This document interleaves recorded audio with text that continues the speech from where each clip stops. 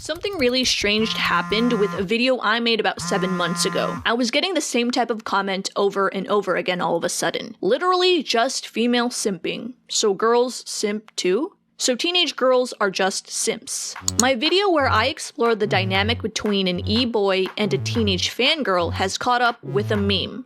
The simp. This meme has come about due to a phenomena that has recently grown during the past few years. Well, at least people have their attention on it right now. Mostly male viewers watching and donating to female streamers online. Although it sounds tame, the dynamic between male viewer and female streamer is often criticized. Today, we're going to explore why. Does the criticism actually stem from something more troubling, or is it actually valid? $5 a month! How do you have hours of time to watch me and not $5? I don't know, what are you doing with your life where you have hours of time to watch Twitch? If I told you there's a new pandemic sweeping this world, and this one's got a TikTok. I'm talking, of course, about the OK Boomer dancing Bernie girl from Twitter. She has inadvertently turned simps into a weapon. Alright, simping isn't bad. Simping is king shit, okay? You're a king if you're not afraid to simp. Welcome to Psych IRL, my name is Donna. Like I said, 7 months ago, I did a video about the dynamic between an e-boy and their obsessive fangirl. Now, due to popular demand, we're going to be reversing the roles. Here's the thing, this is a little bit controversial from what I've seen online, so I'm going to explain why that is as the video progresses. So we're going to be talking about e-girls and their obsessive fanboys. But what's an e-girl? According to the very trusted source Urban Dictionary, there are two types of e-girls. The first definition states a new species of e-girl found on TikTok has risen up. These girls are usually teenagers and think they're edgy. Now the next part of the definition goes into the specifics of how they look, but instead of just reading that, I'm going to show you. E-girl makeup is very heavy on the blush. Make it look like you have a cold. I look like I have a cold, like a disease.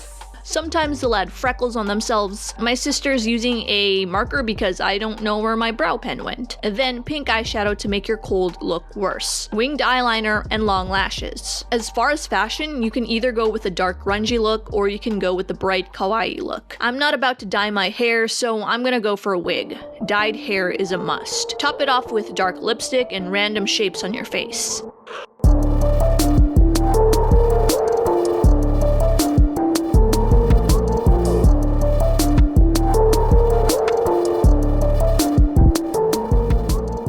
You might have already seen other YouTubers turning themselves into e-girls, and although the TikTok e-girl seems to be what public perception is, these girls are not the same type of girls who have an overwhelmingly male fan base. The TikTok e-girl has become more of a fashion trend.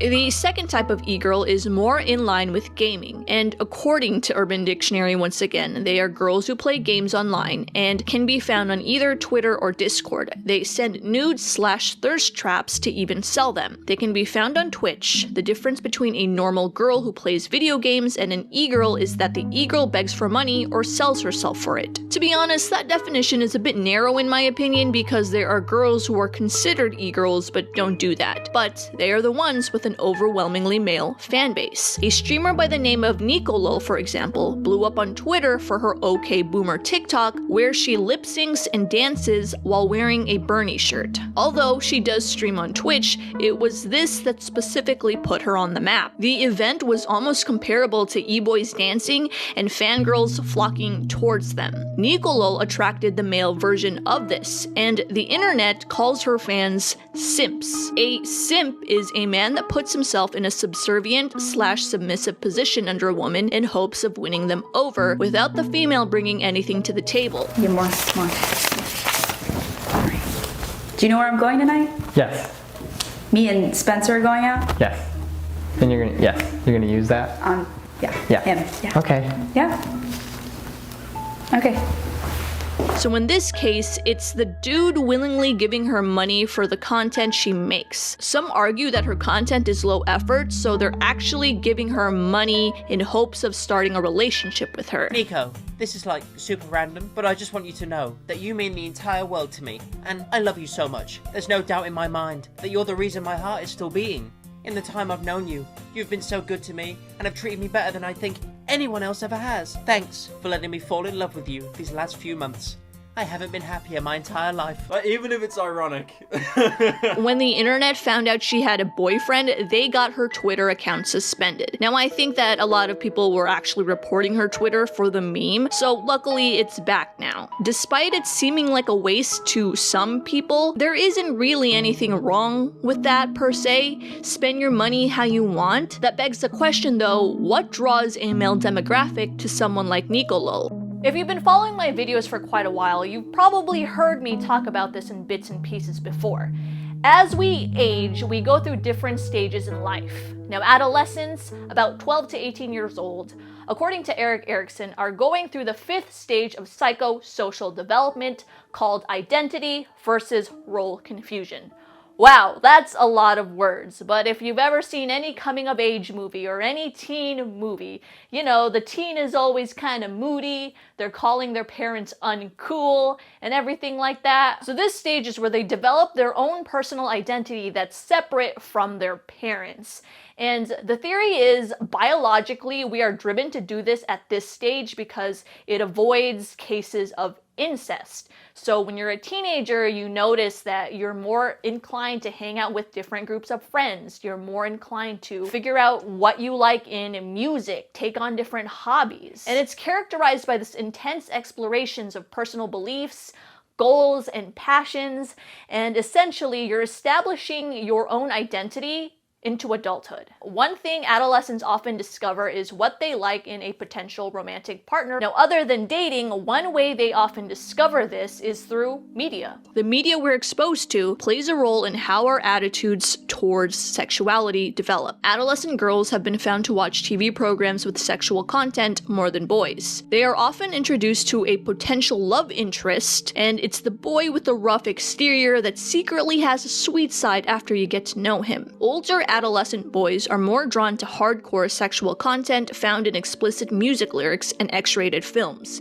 They are also more drawn to new media choices like internet and computer games. So you could draw the conclusion that e-girls are the male adolescent's first introduction into potential romantic partners. Similar to how young girls may simp over a heartthrob, a young boy may do that for a gamer girl. Because this stage of psychosocial development is inevitable, people or corporations that want to make money will manufacture the perfect potential romantic partner for the adolescent. While girls seem to like the boy that has a rough exterior with a secret sweet side, adolescent boys are drawn to physical attractiveness the most, in unison with their interests. Women who take advantage of this are known on Twitch as Twitch thoughts. Now, to the general public, that term has a negative connotation, and this is where the controversy lies, because there is a disconnect between people who are in the Twitch community and people who are outside of it, because the term is used to describe someone very specific.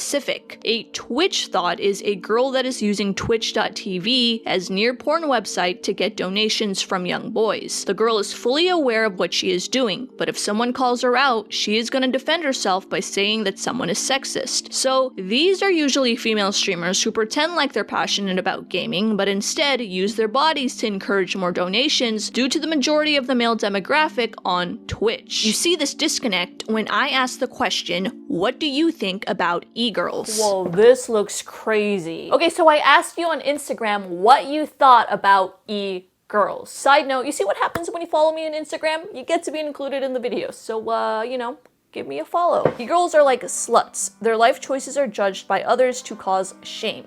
E-girls are just people. How do I buy their bathwater? I'm on the prowl for one, not a fan. TBH, I love them, support sex work industry, and the forms it takes so long as nobody is getting hurt. And platforms like Patreon and OnlyFans are empowering people in this line of work more than ever. LMAO, so many thoughts, pun intended. I only have a problem with the ones who demand money. I ain't paying but they can keep slaying. They're smart to prey on the emotional needs of guys, especially nowadays. As a teenage boy going through puberty, I'm fine with them. XD. Most of them come off as thoughts, playing the game of life on easy mode, expecting to get everything simply for existing. E-girls, do you. People need to stop canceling trends the moment they receive attention. Okay, here's where it gets controversial, where I don't think that it should be. First of all, from a very macro perspective, I think societally we're all fine with making fun of and criticizing that obsessive fangirl and their pop idol. But for some reason, when the roles are reversed, it's not okay. And I think for Twitch at least, a lot of that is because there's a disconnect between the Twitch community and the general public. When we look at a situation between an alleged E-Girl, Alinity, and PewDiePie, we see her using the sexism as a cop-out. Back in 2018, for instance, PewDiePie was saying the word thought as a meme, as a joke. In the video, he had just installed an eye tracking device, and Felix isn't single, so for the video, he thought it'd be funny to see where his eyes land in videos his viewers linked him. And of course, people send me Twitch booby streamers. And I very jokingly just said out random in the video, "Stupid Twitch thoughts." Stupid Twitch thoughts. Now, when he said the word thought as a meme, a streamer by the name of Alinity copy-striked him, which is a very serious offense on YouTube. You wouldn't have things like documentaries or news if people didn't take fair use seriously. I'm gonna copy strike this guy. Just for that word. Gonna copy strike him. To me, thought is such a memeable word that it doesn't necessarily have any negative connotation with it.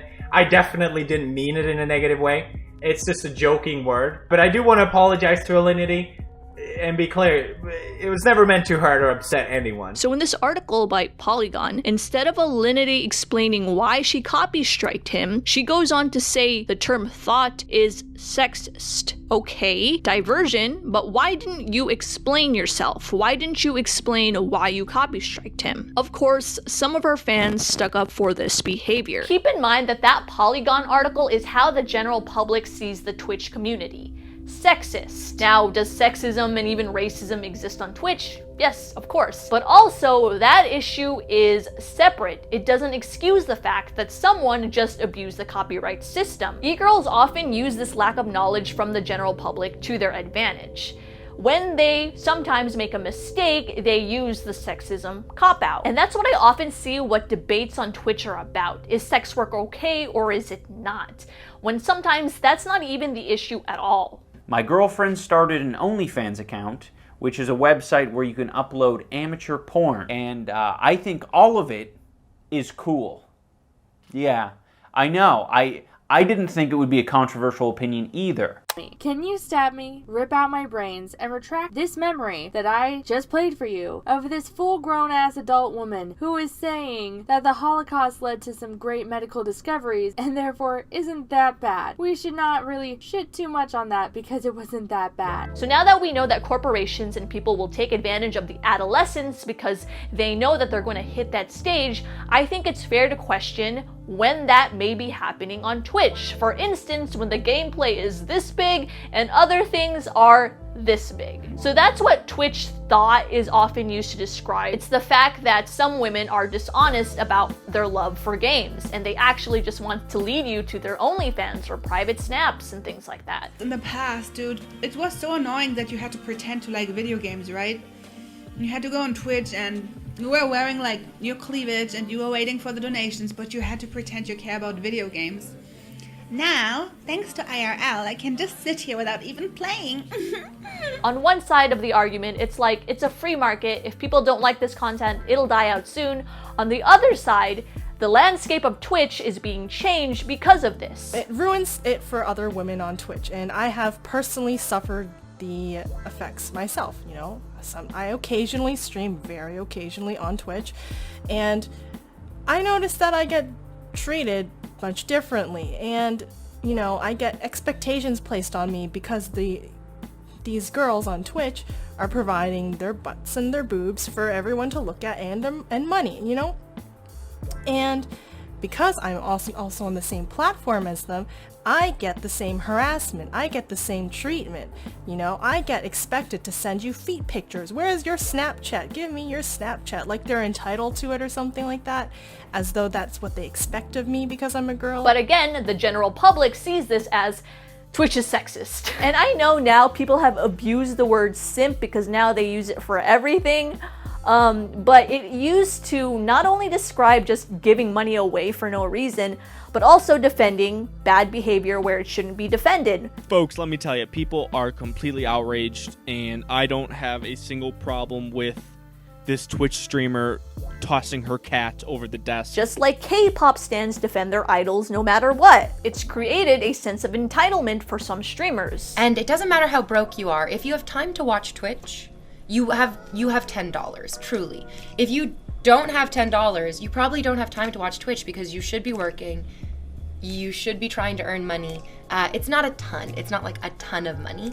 So being like, I'm broke, I can't afford to sub, that doesn't really track. What you mean to say is, I'm so irresponsible with my money, I can't support the entertainment that I enjoy. Creators like Belle Delphine show how extreme simping can get. No matter how weird her content is, she has fans that flock to her. Although it is more of a troll and her fans are in on the joke, the fact that this is even satirized shows how prevalent simping in gaming culture is. She sold her own bathwater, she's trolled on Pornhub, and much more. Her performance reveals a much more troubling phenomena happening in gaming culture, and that is when fans defend their idols despite the bad behavior. Though the public likes to blame the media for perpetuating such unrealistic expectations, you could also say that that blame is partial. On social media platforms where theoretically users are able to choose what they watch, both adolescent males and females gravitate towards the same thing. On TikTok, teen girls flock towards e-boys, and on Twitch, teen boys flock towards e-girls. Both demographics don't realize that these are unrealistic expectations for real-life romantic partners. The creators with these fan bases are then encouraged to make content that plays into their fans' wants and desires. E-boys who have transitioned onto YouTube talk a lot about relationships, dating, and doing makeup challenges because that is what their female fan bases want to see. E-girls, well, mostly Twitch thoughts, start private Patreons or OnlyFans to reveal even more sexually suggestive content because that is what their male fan bases wants to see. It becomes this never-ending cycle until the fans grow up. Okay, so hopefully that video gave you a better understanding of the Twitch community. What do you think about Twitch thoughts? Now, I know your answers are going to be different based on whether or not you're in the Twitch community, so let me know that too in the comments. That's the end of the video. I will see you guys next time. Stay safe.